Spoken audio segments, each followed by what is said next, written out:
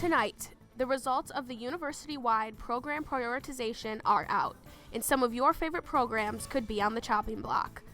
It's back to the drawing board for Peace Road, and the City of DeKalb is asking for your input tonight on getting around town.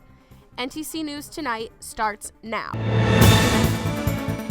You're watching NTC News, DeKalb County's only television news source, on the campus of Northern Illinois University and from the Northern Television Center. This is NTC News Tonight. It's been nearly a year in the making, but NIU's program prioritization report was released Monday. Good evening, I'm Lark Lewis. And it's not just academic programs shrinking, sports may be in danger too. I'm Shada Cook. Thanks for joining us. 41 programs at NIU could be facing elimination. That's according to the documents released by the NIU Academic Task Force. The university has been reviewing current programs to see where cuts can be made. The additional review is based on a variety of factors, including whether the program is dependent on international students and lack of faculty. 17 sports programs are also under review, and 6 of those, including men's baseball and cheerleading, could soon be phased out completely. The Peace Road expansion project is geared to correct safety issues and accommodate increased traffic flow. Shada, you had the opportunity to speak with some representatives about this, right? That's right, Lark. I found out that the project will be done in 3 phases. Take a look. Arguably one of the busiest roads in the DeKalb and Sycamore area, Peace Road will be receiving a makeover in the near future. No matter the time, the road always has travelers, and soon it'll be able to host double. That's going to be a construction project that begins in 2019 with phase 1 of the project. It would be from Interstate I-88 north to Fairview Drive. And that project would be about $1.4 million. That's phase 1 of the project. The project in total is going to be 3 phases, and we're thinking that this next phase won't begin until maybe 2025. Adding another lane on each side will allow for a more steady traffic flow. The project in its entirety will cost about $13.18 million. Possibly partnering with 3M, Laskowski says the money will most likely be coming from a mix of local, state, and federal funds. DeKalb City Engineer John Laskowski says residents have a little more time until they'll see disturbances in their commute. With NTC News, I'm Shada Cook. Along with the Peace Road expansion, DeKalb officials are asking drivers for their input to make getting around town more efficient. A survey on the city's website is a key part in the $1.3 million project. The goal of the project is to improve traffic flow, increase efficiency, decrease travel times, and reduce pollution. The city budgeted $120,000 for design engineering, with the federal and state governments covering the rest. Necessarily only about timing. It's kind of upgrading the controllers and the technology, but the important part is we want to get feedback from the residents and the citizens and those who use the roads on a daily basis to better understand the problem that we're facing. The survey hopes to identify the most problematic areas that need to be addressed first. DeKalb city officials aren't the only ones looking for money for logistics. The Voluntary Action Center is seeking federal grants to help support the building of a new transportation facility. The money would be received from the highly competitive TIGER grant. TIGER, or the Transportation Investment Generating Economic Recovery Grant, would go to the DeKalb County Multimodal Transportation Facility to improve and maintain buses and provide more office space for the agency. This is the 3rd year that the city has applied for the grant, which provides $500 million towards funding projects.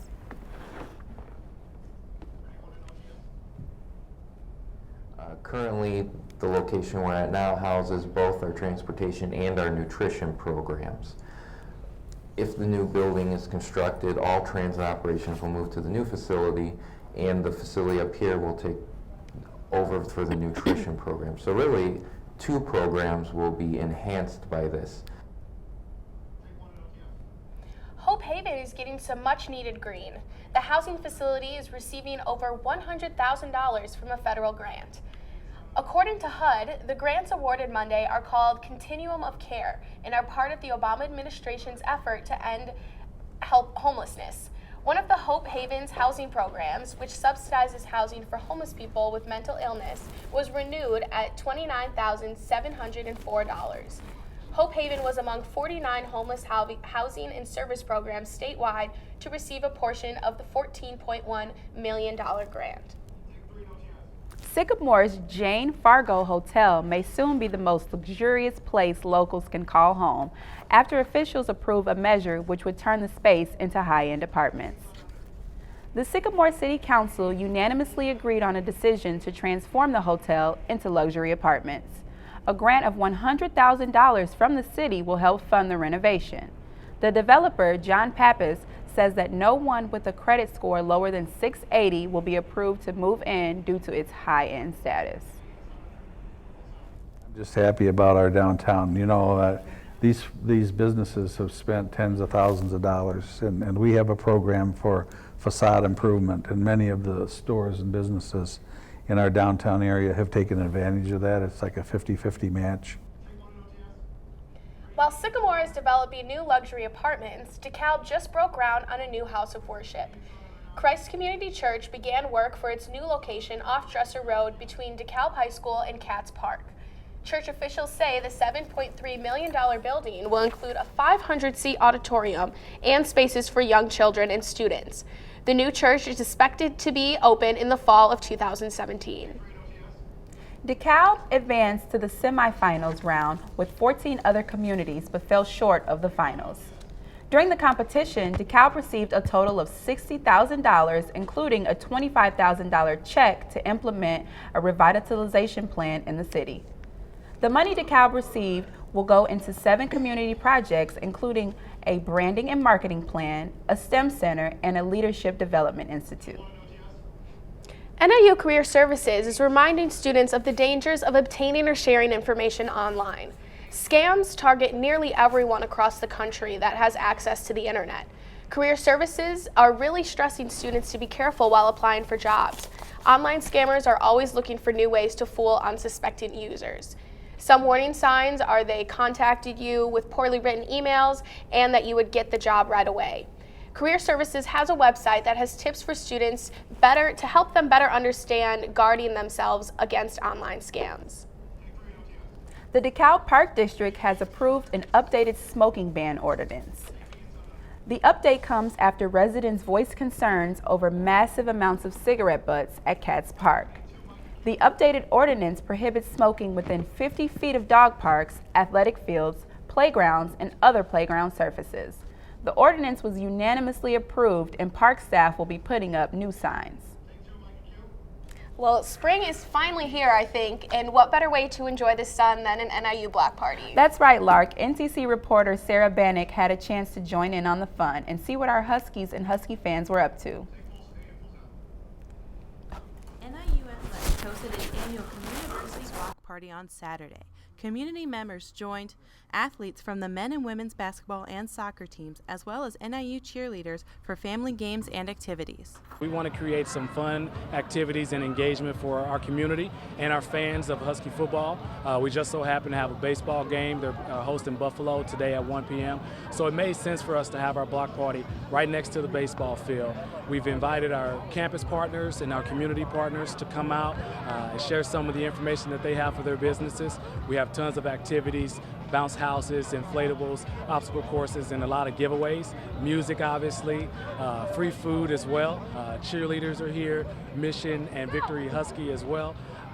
And we want all of our fans and all of our community members to know that we appreciate their support, that this fall when volleyball, men's and women's soccer, and football start up, we love for them to come out to the games, and we look forward to them being in the stadium. All of this led to the spring football scrimmage, where fans were able to see the new players and get post-game autographs. So it's a perfect day for any sport, really. I mean, baseball, football, it's a great day for all of it. Sponsors like TCF Bank and Microsoft were available to give out information and promotional gifts. We are here for TCF Bank. We just have different pamphlets out. We have stress balls and the water bottles, so people can come by and just grab them and get our name out there. Looks like everyone is enjoying themselves. Looks like family, friends are getting together. It's going to be a good day. This annual family event brings college sports fans together to celebrate NIU's teams and athletes before the start of each upcoming fall season. For NTC News, I'm Sarah Bannon. Thanks, Sarah. It looks like they had some great weather for a block party, right, Lark? It did, Shada. Well, Emery Dhanens is here with us now. Hopefully, please tell me there's sunny skies in our future. Yes, we are going to be seeing some sunshine on Thursday and Friday, but then on Saturday we might see some rain. But let's take a look in detail at Thursday, where we'll see sunny skies with breezy conditions and temperatures in the 60s. To hear more about some warmer weather to come, stay with us. You're watching NTC News Tonight. But I've noticed a trend. My human does this funny thing where she goes around and gets all my toys, and then she hides them in that basket by the door. You know, but it's always the same basket, and it's always in the same place. And then she acts so surprised when I find them, but, you know, she's putting them in the same basket. Again. It's like, hello, that's where you put it last time.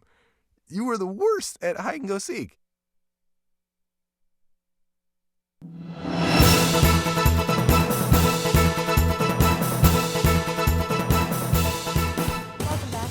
Hopefully you got outside this morning to see that little bit of sunshine that we had before the clouds built in. It felt very chilly outside today. Did reach a high of about 55 degrees, much below normal for this time of year, but with those clouds felt very cold. Also, if you're outside today, you probably felt those gusty winds as well. Today we had winds coming from the north, 18 miles per hour, gusting to about 23 miles per hour. So those high winds and cloudy conditions certainly made it feel very chilly out there today. But the good news is the next couple of days are going to be warmer and sunnier. So let's take a look at why. Earlier today we had this low pressure system pass by our area, which is why we had those clouds. But then this high pressure system is going to be coming towards our area, bringing us sunshine for Thursday, and it'll stick around for Friday as well. But then going into Saturday, we could see a chance of some rain, but Thursday and Friday should be sunny and pretty warm. Now let's take it back to tonight, where we'll see mostly cloudy skies. An overnight low of about 39 degrees, and it will be pretty breezy out there. Winds from the north at about 20 miles per hour. So that combined low temperature of 39 degrees and windy conditions, I definitely would advise you to bring a jacket if you have to go out tonight. And then as we go into Thursday, mostly sunny conditions. High of about 64 degrees should be pretty nice out there on Thursday. Then going into Thursday night, mostly clear conditions with an overnight low of about 46 degrees and relatively calm conditions. And let's take a look at our 5-day forecast. Again on Thursday, see sunny skies, high of about 64. Then Friday, we could possibly see a temperature up near 81 degrees. Sunny conditions. Then Saturday, chance of rain, high of about 71. Then Sunday and Monday, temperatures roughly around 70. That chance of rain on Monday. So I know this weekend I'm going to try to get out there on Friday and enjoy those warm temperatures and sunshine while I can. That's all for weather, so let's send it back to the desk. Thanks for the good news, Emery. I hear brighter days may be in store for students at NIU. NTC reporter Tiara Austin headed to campus to gauge temperatures regarding MAP grants. Budget, NIU students have something to look forward to. The Illinois Monetary Award Program, or more commonly known as the MAP grant, was approved within a short-term funding fix by the Illinois legislature. This came as a relief to students who rely on the MAP grants, because half a year ago, students were not guaranteed the aid due to the state's budget impasse. It was definitely nerve-wracking and trying to think of what am I going to do? Am I going to have to take out another loan? Am I going to have to tell my mom and put her under more stress? The MAP grant gives low-income students access to grants, and as a result helps them pay for and continue their college education. As beneficial as the financial aid may be to those who can't afford tuition alone, some people aren't too content with the legislature's latest decision. And while it's a nice chunk of money, it is approximately 1/3 of what we were kind of expecting to get. Students may be pleased to find out that the MAP grant was approved. But let's say this is your actual MAP grant. Now, you'll only receive 1/3 of what was given to you in the past. The students of Illinois have been waiting for over half a year for the MAP grant decision. Kenneth Barnett reflects on his emotions when he found out the MAP grant was finally approved at the end of April. I cried at the computer because it was a relief to not have to worry about that burden anymore. Although the state's budget crisis isn't going to be resolved overnight, Illinois college campuses are starting to see some positive changes occurring, dollar by dollar. From the NTC Center in DeKalb, I'm Tiara Austin. While NIU receives funds in one area, there are others that may be in trouble. The Program Prioritization Report holds a detailed narrative of programs offered here at NIU. The report may also call for a reduction of programs and faculty. Today we are joined with Lisa Freeman, Vice President and Provost. Dr. Freeman is here to tell us more about the report. Thank you so much for being here. Could you just kind of explain what exactly is program prioritization? Yeah, absolutely. Thank you for the opportunity. So the program prioritization process is really not about cutting programs or about cutting positions. It's the type of process that universities should use, whether they're in good times, rich times, or times when resources are scarce, because it's really about aligning resources, dollars and space and people with the mission of the university. And what criteria is used to judge programs for this report? So at NIU, we had a very participatory process to choose the criteria by which programs would be evaluated. We did a campus-wide survey that was available for input from students, from faculty, and from staff to determine what criteria were important and how they should be weighted. So for example, the types of criteria that were used to evaluate academic programs were how closely is the program aligned with the mission of the university? What was the demand for the program, both internally and externally? How productive was the program? And if the program had more resources, what could they do better? What was the opportunity for them to grow? Okay, and so based off these reports, how will this affect the university as a whole? So right now we've had 2 reports issued by one task force which looked at administrative programs and one task force which looked at academic programs. And I do want to make sure everybody knows the way we defined program in this process is a little different than the way we normally use the word. A program was any activity on our campus that supported our mission and had resources attached to it. So the academic programs are largely degree programs and certificate programs, but the administrative programs are very variable. They're things that we sometimes think of as academic in the administrative program list, like the library or advising, and then there are things like snow removal. So there were several sports programs listed under the candidate for review category. What's going to happen with those? So I read the administrative task force report, and I believe that what they were saying to athletics in that report was, you are a really important part of the university, and we understand what it takes to be Division I. We think that you should try to rely a little bit less on university funds and student fees and a little bit more on your revenue. And they suggested ways that they might do that through marketing and other areas. Because they knew that for us to stay in Division I, we need 16 sports, and we have 17. I think what they were saying, in the worst case scenario, if you can't grow revenue through the planning that you're doing and already implementing, you have one sport to give, essentially. And I think they didn't want to say, we think you should give up a sport, so they listed all of the sports as things that could be looked at as opportunities for getting a greater audience or raising more revenue. So I don't think the message to athletics was about cutting. I think the message to athletics was about, you're so important, let's get the message out so that we have more people supporting you with revenue. Yeah, and so tell me about students with scholarships. How does that affect them? You mean specifically athletics? All types of scholarships. So I thought that student scholarships and institutional aid got a big shout out in the reports. We pride ourselves at NIU at providing an accessible and affordable education.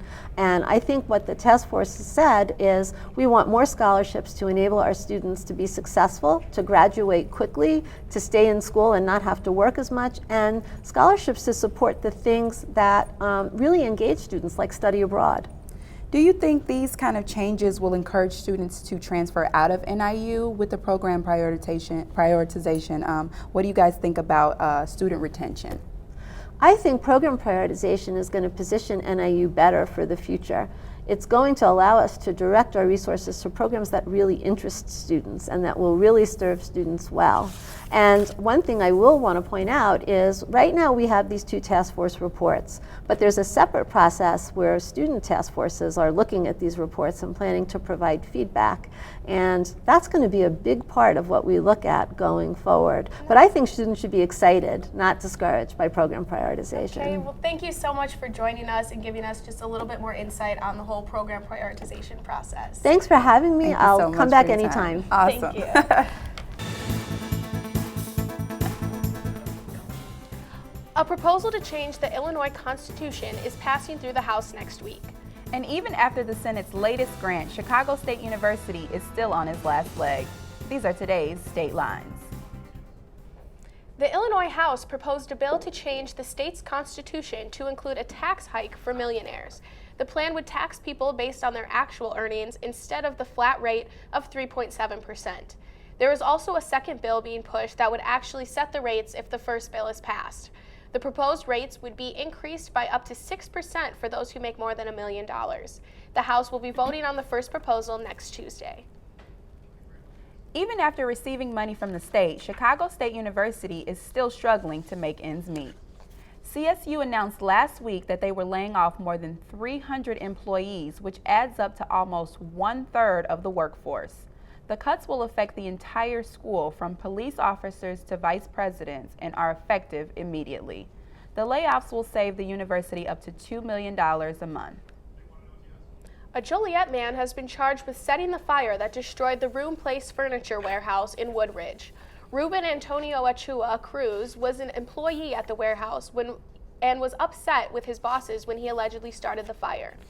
After being confronted, he admitted to igniting a packing slip inside the building. The 4-alarm fire caused damages worth up to $70 million and took almost 7 hours to get under control. An Illinois woman was killed in a random drive-by shooting on her drive home from Wisconsin Dells. The Buffalo Grove woman was driving home from vacation with her husband and 2 kids. The family's car was trying to pass the shooter's truck at the time of the shooting. The suspect shot 3 rounds into the woman's vehicle, where 1 struck her neck.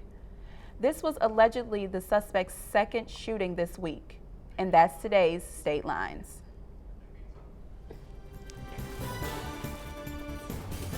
After last night's primaries, Republicans believe they've got their man. And the president touches down in Flint today. Here's what's happening in today's World Watch. After finishing second in the crucial Indiana primary last night, Senator Ted Cruz has suspended his campaign. Following his win, the Republican National Committee has named Donald Trump its presumptive nominee. While Bernie Sanders took the win, he may be too far behind to catch Hillary Clinton. Even after picking up 43 delegates in the state, Sanders still trails Clinton 1,400 to 2,002 of the 2,383 needed to win the nomination. Trump's campaign has stated they will gladly welcome Sanders supporters who won't vote for Clinton. President Obama will be in Flint, Michigan today to hear from the residents about their city's water crisis. Obama will be meeting with city officials and families affected by the tainted water. Residents of Flint are still demanding justice after only 3 men were charged in connection with the fiasco that destroyed the city's water supply. The problems began after city officials moved Flint's water supply from Detroit to the more corrosive Flint River. City officials share a ceremonial water toast to celebrate the switch 2 years ago. Since then, 40% of Flint homes have been exposed to lead in their water. Authorities in the Canadian city of Fort McMurray ordered the mandatory evacuation of all its citizens because of a raging fire. Nearly 53,000 people hit the highway in order to outrun the blaze and smoke. Officials in the northern Alberta province say high temperatures and low humidity made it extremely difficult for firefighters to get control of the situation. This cell phone video shows the extent of the inferno as citizens headed for high ground along Route 54. Canadian officials say there are no estimates as to how many buildings or homes were lost. They won't be able to tell until the fire has been contained. A 6-month-old baby survived 80 hours under rubble after a high-rise collapsed in Kenya over the weekend. Although the little girl was dehydrated, doctors say she was largely unharmed. Rescue efforts are still underway in Nairobi after an illegal 6-story housing complex came crashing down under heavy rain. 23 people are dead, but that number could rise as efforts shift from rescue to recovery. The building's owner has been charged with manslaughter after he was told the structure was unfit for tenancy. The child has been reunited with her father. And that's today's World Watch.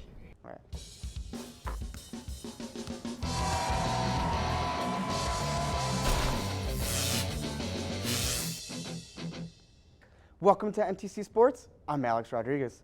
This is my first time at the Hub, and boy, do we have a week of sports for you, so let's get right into it. After a convincing win on Monday, the Cubs try to stay red hot as they played their second game of the series last night against the Pirates. Starting at the top of the second, pitcher Jake Arrieta uses the lumber and hits a screaming single to center off of Dhanens to give the Cubs an early 2-0 lead. Later, top of the fourth, runners on first and second, Chris Bryant hits the ball to deep center field. Andrew McCutchen tries to track it down, but the ball drops out of his glove as both runners come in to score, and that long single gives the Cubs a 4-0 lead. Anthony Rizzo is now at the plate as he hits a line drive down the right center field that scores 2 more for the Cubbies. The captain staying red hot as the dish, as all hand claps and smiles for the Northsiders as they beat the Pirates 7-1, giving them the best start in 25-game start since 1907, and fans know what happened at the end of that season. The Cubs are the only team red hot as the Southsiders took the field at the Cell on Tuesday to face the Red Sox. Jose Quintana took the helm for the White Sox, continuing his great start to the season. Started the first with a runner on, Jose Abreu hits a long shot to deep center and hits the wall, drops over Bradley Jr.'s head as the White Sox take an early lead. Defense playing a pivotal role as David Ortiz hits it deep and back.